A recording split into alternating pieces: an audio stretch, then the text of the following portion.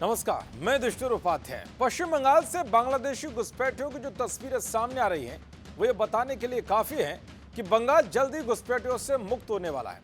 भले ये तस्वीरें देश विरोधी लॉबी और गिद्ध गैंग के पेट में दर्द कर रही हो और ये गैंग इन घुसपैठियों को बेचारा लाचार गरीब बताकर छाती पीट रहा हो, लेकिन सच ये है ये घुसपैठे हमारे देश को दीमक बनकर नुकसान पहुंचा रहे थे। हमारे देश के नागरिकों का हक मारकर ये सारी सरकारी सुविधाओं का फायदा उठा रही थी और ये खुली छूट वोट बैंक के लिए दी जा रही थी। लेकिन अब जब बंगाल में सरकार बदल गई है तो इनको खदेड़ा जा रहा है। सीएम शुभेंदु के एक ऐलान के बाद बंगाल के कई इलाके खाली हो गए हैं। बॉर्डर पर घुसपैठियों की लाइनें लगी हुई हैं, लेकिन सीएम शुभेंदु कहां मानने वाले हैं। वो तो इन घुसपैठियों को उठाकर पहले होल्डिंग सेंटर में डरवा रहे हैं, फिर इन्हें भर भर कर इनके देश भेजने की तैयारी कर रहे हैं। आज आपको वो तस्वीरें दिखाऊंगा जिससे पता चलेगा कि जो बांग्लादेशी घुसपैठिए बंगाल में पत्थरबाजी और आग लगाने के लिए मशहूर हो गए थे, अब उन्हें फोर्स उठाकर होल्डिंग सेंटर में डाल रही है तो वो कैसे गिड़गिड़ा रहे हैं और भीगी बिल्ली बनकर जान की भीख मांग रहे हैं। दरअसल बांग्लादेश सीमा से सटे जिलों में बनाए गए होल्डिंग सेंटरों में लगभग 400 लोगों को पकड़कर डाल दिया गया है। सबसे ज्यादा लोग उत्तर 24 परगना के बसीरहाट जिले में दर्ज किए गए हैं, क्योंकि यहां बांग्लादेशियों की संख्या को लेकर मुद्दा उठता रहा है। यहां मुस्लिम आबादी की संख्या जिस तरह से बढ़ रही थी, उसको लेकर दावे किए जा रहे थे कि यहां सबसे ज्यादा रोहिंग्या मुस्लिम और बांग्लादेशी है। ये कार्रवाई बांग्लादेशी और रोहिंग्याओं के खिलाफ सीएम शुभेंदु की डिटेक्ट डिलीट डिपोर्ट नीति के तहत की जा रही है, जिसका उद्देश्य अवैध रूप से रह रहे घुसपैठियों की पहचान कर उन्हें वापस भेजना है। पश्चिम बंगाल सरकार ने अवैध घुसपैठियों की पहचान और कार्रवाई के लिए राज्य में 11 होल्डिंग सेंटर बनाए हैं।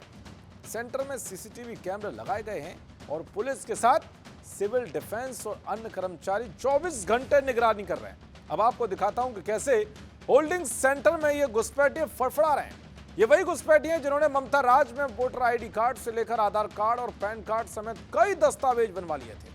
फिलहाल मैं आपको ये तस्वीरें दिखा दूं। ये बोशीरहाट डिस्ट्रिक्ट में है। बोशीरहाट के स्वरूप नगर एलिया तेतुलिया वहाँ की ये तस्वीरें हैं होल्डिंग सेंटर का। सबसे ज़्यादा इस वक्त जो होल्डिंग सेंटर में जो अवैध तरीके से भारत में रहने वाले बांग्लादेशी नागरिक है, बसीरहाट डिस्ट्रिक्ट में सबसे ज़्यादा होल्डिंग सेंटर में ये बांग्लादेशी अभी रह रहे हैं। इनमें बसीरहाट डिस्ट्रिक्ट में कुल मिला के 3 ऐसा होल्डिंग सेंटर है, जिनमें से एक की तस्वीर आपको दिखा रहे हैं। इस होल्डिंग सेंटर में 100 से भी ज़्यादा जो बांग्लादेशी नागरिक है वो है। इनमें महिला है, पुरुष है, बच्चे भी है और इसके अलावा और 2 होल्डिंग सेंटर है। कुल मिला के 386 जो टोटल है फिगर अवैध बांग्लादेशी जो होल्डिंग सेंटर में, उनमें से 335 अर्थात 335 जो बांग्लादेशी नागरिक है वो बसीरहाट जिले में ही रह रहा है। फिलहाल कुछ दिन पहले ही हम लोगों ने देखा कि किस तरह से 100 से भी ज़्यादा जो बांग्लादेशी नागरिक है वो हकीमपुर चेक पोस्ट आ गए थे। वो बांग्लादेश पहुंचने के लिए, भारत छोड़ने के लिए, क्योंकि इतने सालों से टीएमसी के ज़माने में ये लोग